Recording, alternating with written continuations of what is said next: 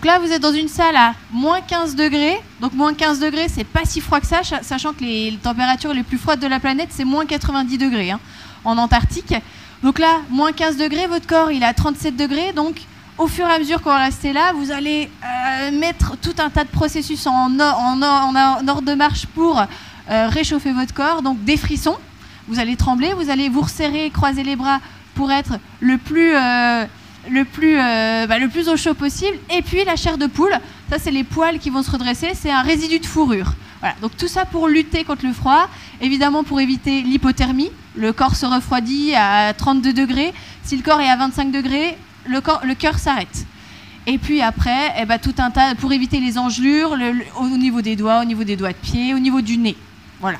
Donc tout ce qui peut se passer quand on est au froid, sachant que quand on met notre main là, on sent qu'il y a du vent. Donc ça accélère encore le processus.